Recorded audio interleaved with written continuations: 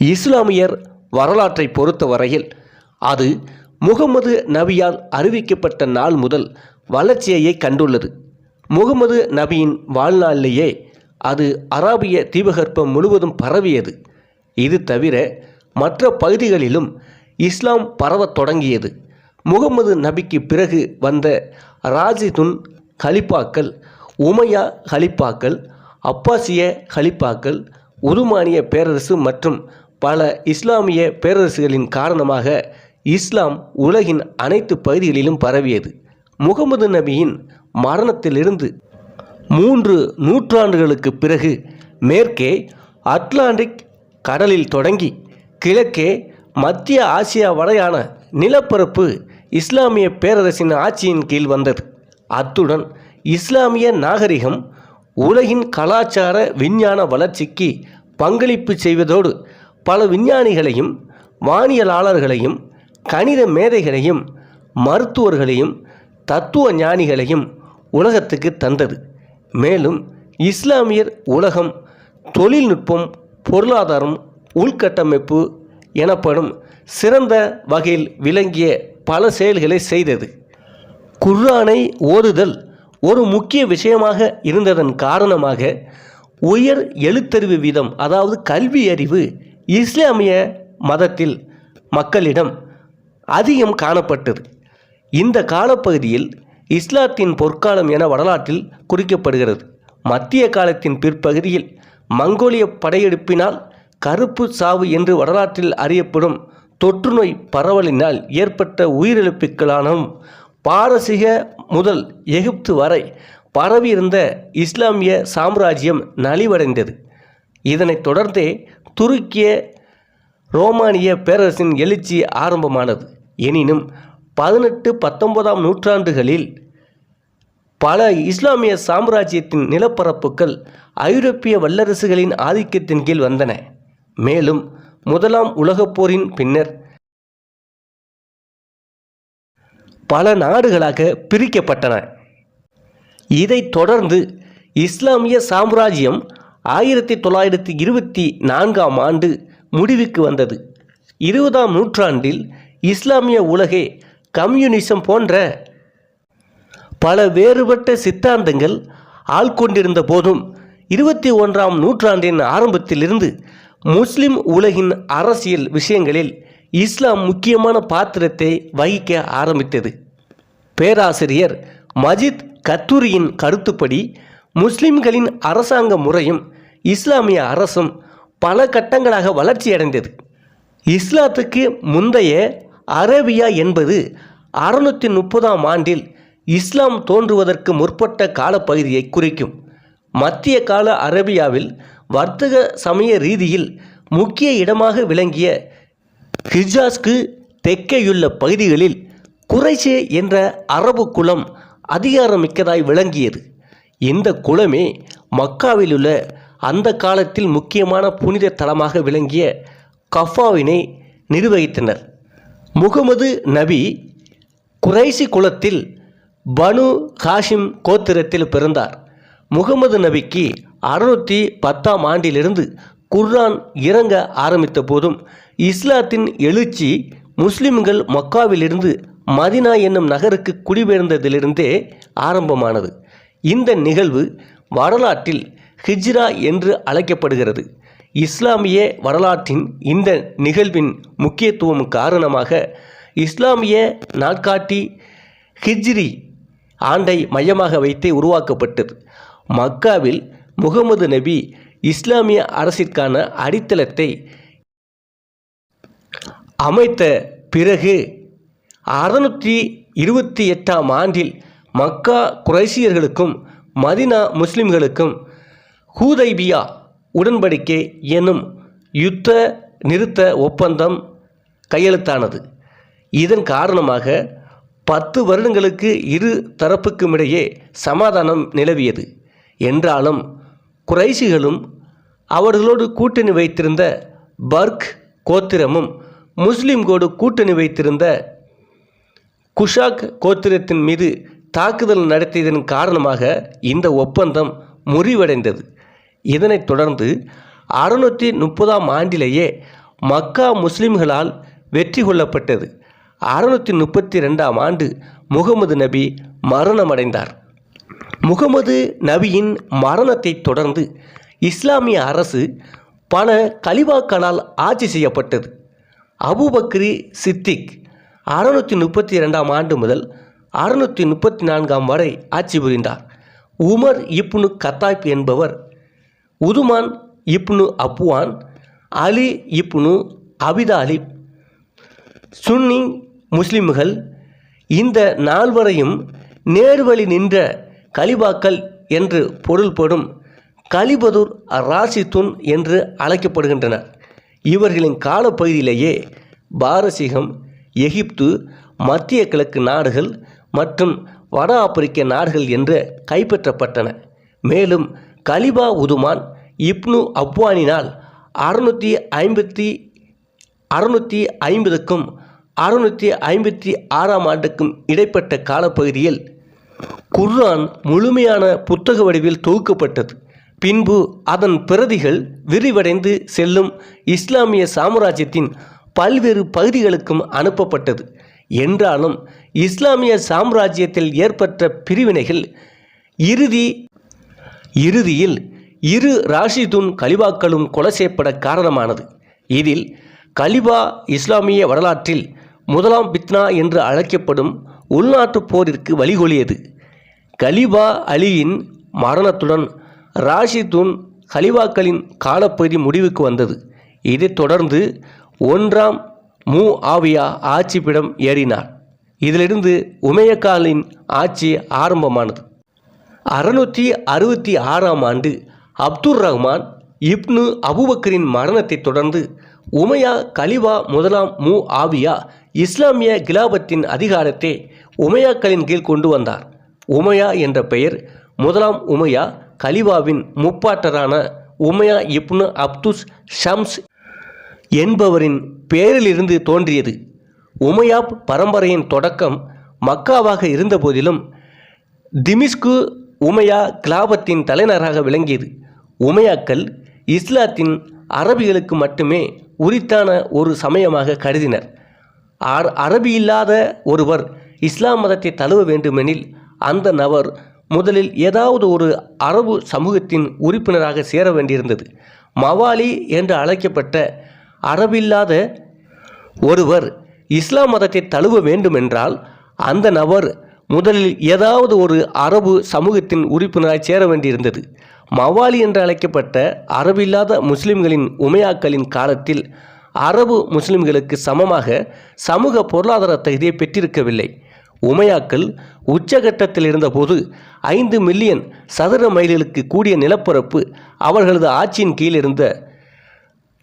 இருந்தது. உமையாக்களின் ஆட்சி அப்பாசிரியர்களின் வெற்றியோடு முடிவுக்கு வந்தது. இதன் பிறகு உமையாக்கள் வட ஆப்பிரிக்காவுடனாக அந்தலுசுக்கு தப்பி சென்று அங்கிருந்தவாறு குர்துபா கலிபாகத்தை நிலைநாட்டினார்கள். அதன் பிறகு கலிபாக்களின் எழுச்சி தொடங்கியது. முகமது நபி இறந்தபொழுது அவரது ஆட்சியின் கீழ் மொத்தம் அரபிய தீபகற்பமும் இருந்தது. அவருக்கு பிறகு அதை ஆள்வதற்கு அபூபக்கர் என்பவர் நியமிக்கப்பட்டார். இவருக்கு பிறகு உமர், உஸ்மான் மற்றும் அலி ஆகியோர் ஆட்சி செய்தனர். இவர்கள் நால்வரும் ரசுத்தின் கலிபாக்கள் என அழைக்கப்படுகின்றனர். இவர்களுக்கு பிறகு உமையா கலிபாக்கள் மற்றும் அப்பாசிய கலிபாக்கள் ஆகியோர் இஸ்லாமிய பேரரசை உலகில் விரிவுபடுத்தினர். இவர்களின் ஆட்சியின் கீழ் அரபிய தீபகற்பம், வடக்கு மற்றும் வடமேற்கு ஆப்பிரிக்கா, மத்திய ஆசியா, ஆப்கானிஸ்தான், சிந்து மற்றும் போர்ச்சுகல், எசுப்பானியா ஆகிய பகுதிகள் வந்தன. இந்த பகுதிகளில் எல்லாம் இஸ்லாம் வேகமாக பரவியது. குறிப்பாக அப்பாசிய கலிபாக்கள் ஆட்சி காலம் இஸ்லாமின் பொற்காலம் என அழைக்கப்படுகிறது. இந்த காலகட்டத்தில் இஸ்லாம் கலை மற்றும் அறிவியல் ஆகிய துறைகளில் செழித்து வளர்ந்தது. துருக்கியின் ஒட்டாமன் பேரரசின் எழுச்சிக்கு பிறகு கலிபாக்கள் ஆட்சி முடிவுக்கு வந்தது. முஆவிய டமஸ்கஸை அழகானதொரு நகரமாக மாற்றினார். மேலும் இஸ்லாமிய பேரரசின் எல்லைகளை ஒரு கட்டத்தில் கொன்ஸ்டாந்திநோபில் வரைக்கும் விரிவுபடுத்தினார். என்றாலும் அனடோலியாவை ஆண்டிருந்த பகுதிகளை அவரால் தொடர்ந்து தனது கட்டுப்பாட்டில் வைத்திருக்க முடியவில்லை. முஸ்லிம்கள் இவரை உள்நாட்டு யுத்தத்தினை தொடர்ந்து ஏற்பட்ட குழப்ப நிலையிலிருந்து முஸ்லிம் தேசத்தினை மீட்டெடுத்து அதன் ஸ்திரத்தன்மையை உதவியவராக கருதிய போதும் ஷியா முஸ்லிம்கள் இவரால் தான் அப்போர் ஆரம்பித்ததாக குற்றஞ்சாட்டுகின்றனர். அத்தோடு தனது அதிகாரத்தை தக்க வைப்பதற்காக பல விஷயங்களை இட்டு கட்டியதாகவும் நபியின் குடும்பத்தவர் பற்றி தவறாக கதை பரப்பியதாகவும் தன்னை எதிர்த்தவளை பைசாந்திய பேரரசில் அடிமையாக விற்றதாகவும் ஆவியா மீது ஷியாக்கள் குற்றம் சுமத்தினார்கள். ஆவியாவினை பொறுத்தவரை மகன் யசீதை அவரை தொடர்ந்து ஆட்சியாளராக பிரகடனம் செய்தது மிகவும் சர்ச்சைக்குரிய ஒரு விஷயமாக பார்க்கப்படுகிறது.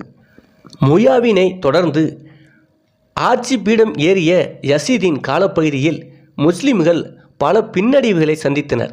682ஆம் ஆண்டில் யசீத் உக்பா இப்னு நபியை வட ஆப்பிரிக்காவின் ஆளுநராக நியமித்தார். உக்பா பெர்பர் இனத்தவர்களுடன் பைசாந்தியர்களுடான பல யுத்தங்களை வெற்றி கொண்ட போதும் உக்பாவும் அவரது படையினரும் பிஸ்க்ரா என்ற இடத்தில் கைசலா தலைமையிலான பெர்பர் படையினால் பதுங்கியிருந்து நடத்தப்பட்ட தாக்குதலில் கொல்லப்பட்டனர். இதைத் தொடர்ந்து பெர்பர்கள் முஸ்லிம் படையினரை வட ஆப்பிரிக்காவிலிருந்து விரட்டி அடித்தனர். மேலும் உமையாக்கள் கடலில் தங்கியிருந்த ஆதிக்கத்தையும் இழந்தனர். இதன் காரணமாக ரோட்ஸ் மற்றும் கிரீட் தீவுகளையும் கைவிட வேண்டியிருந்தது. இரண்டாம் முயாவின் காலப்பகுதி உள்நாட்டு போர்களின் காரணமாக மிகவும் குழப்பம் நிறைந்ததாக காணப்பட்டது. என்றாலும் இந்த குழப்பங்கள் நன்கு படித்த ஆளுமையுள்ளவராக விளங்கிய அப்துல் மலிக் இப்னு மர்வான் ஆட்சியாளராக பொறுப்பேற்றதை தொடர்ந்து பெரிதும் குறைவடைந்தது. அத்துடன் இவரது காலப்பகுதியில் முக்கியமான ஆவணங்களையும் அரபு மொழி மாற்றம் செய்யப்பட்டன. மேலும் முழு முஸ்லிம் உலகிற்கும் ஒரு நாணய அலகை அறிமுகப்படுத்தினார்.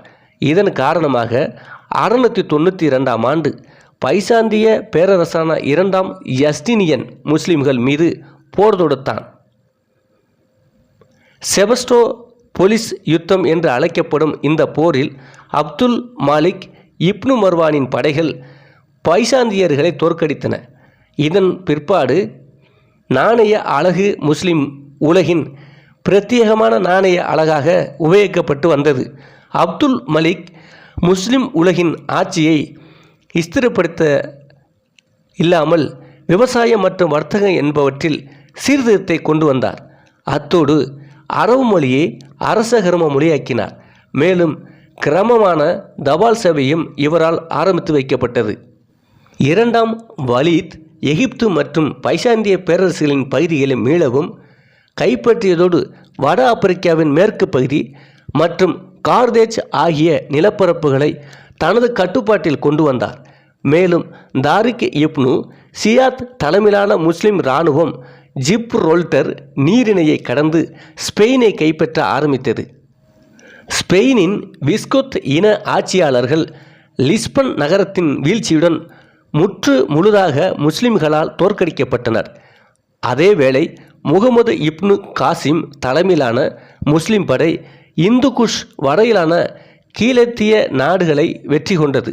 இதன் மூலம் அல் வலீத் காலப்பிரிவில் இஸ்லாமிய கிலாபத் மேற்கே ஸ்பெயின் முதல் கிழக்கே இந்தியா வரை பரவி இருந்தது. அல் ஹஜாஜ் இப்னு யூசுப் படைத்தலைவர்களை தெரிவு செய்வதிலும் அவர்களை வழிநடத்துவதிலும் மிகப்பெரிய பங்காற்றினார். அல் வலீத் கட்டுக்கோப்பானதொரு இராணுவத்தை விஸ்தரிப்பிலும் உமையா காலப்பிரிவிலேயே மிகவும் வலிமை பொருந்தியதொரு கப்பற்படையை உருவாக்குவதிலும் மிகவும் கவனம் செலுத்தினார். இவ்வாறான காரணங்களே அவரது கிலாபத் ஸ்பெயின் வரை விரிவடைய உதவின. அல் வலீதின் காலப்பிரிவு இஸ்லாமிய சாம்ராஜ்யத்தின் உச்சமாக கருதப்படுகிறது. அப்போது சிலுவை போர்கள் பல நடந்தன. சிலுவை போர்கள் எனப்படுவது ஐரோப்பிய கிறிஸ்துவ மன்னர்களுக்கும் சலாத்தின் போன்ற இஸ்லாமிய மன்னர்களுக்கும் இடையில் ஏற்பட்ட தொடர் போர்களை குறிக்கும். 9ஆம் நூற்றாண்டு வாக்கில் ஐரோப்பிய படைகள் இஸ்லாமியர்களின் வசம் இருந்த செருசலேம் நகரை கைப்பற்ற தொடர்ந்து பல படையெடுப்புகளை நடத்தினார்கள். இந்த போர்களின் காரணமாக செருசலேம் நகர் கிறிஸ்துவர் மற்றும் இஸ்லாமியர் கைகளில் மாறி மாறி வந்தது. இஸ்லாமிய வரலாற்றில் மிக முக்கியமான இந்த போர்களின் இறுதியில் ஜெருசலேம் நகரம் இஸ்லாமியர்களின் கைக்கு வந்தது. இதே காலகட்டத்தில்தான் துருக்கிய, இரானிய மற்றும் முகலாய பேரரசுகளும் வலுப்பட்டது.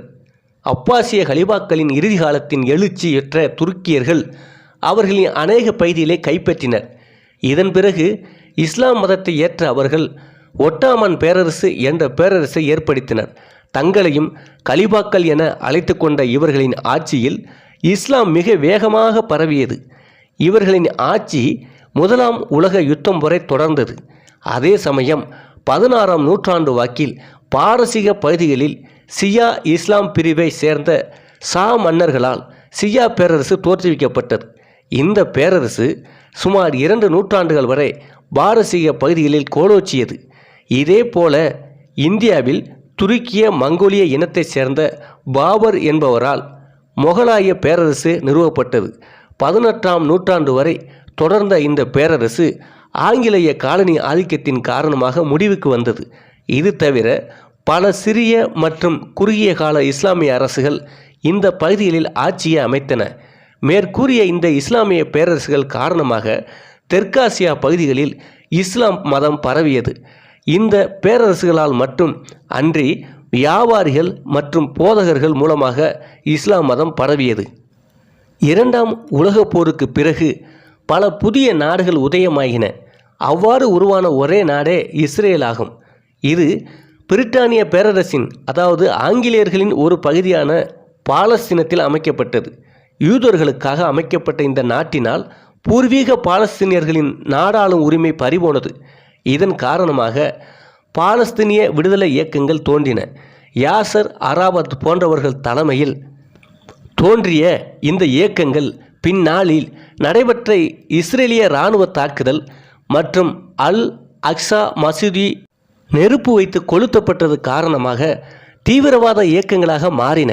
மேலும் ஈராக், குவைத் போரின் காரணமாக சவுதி அரேபியா நாட்டில் முகாமிட்ட அமெரிக்க இராணுவ படைகள் அங்கேயே நிரந்தரமாக தங்கியதன் காரணமாகவும், இஸ்ரேல் நாட்டை அமெரிக்கா ஆதரித்து வருவதன் காரணமாகவும் இஸ்லாமியர்களில் பெரும்பாலோர் அமெரிக்கா மற்றும் மேலை நாடுகளை வெறுக்கத் தொடங்கினார்கள்.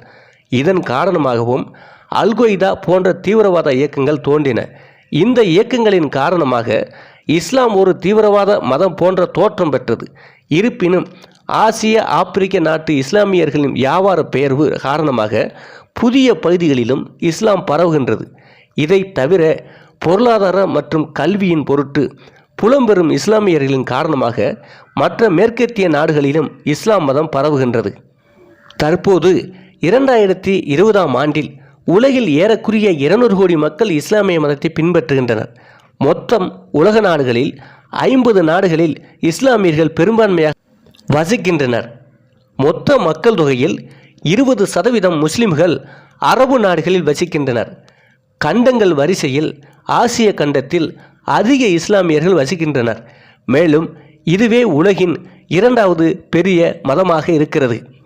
மசூதிகள் எனப்படுவது இஸ்லாமியர்கள் பிரார்த்தனை நடத்துவதற்காக கட்டப்படும் கட்டிடங்களாகும்.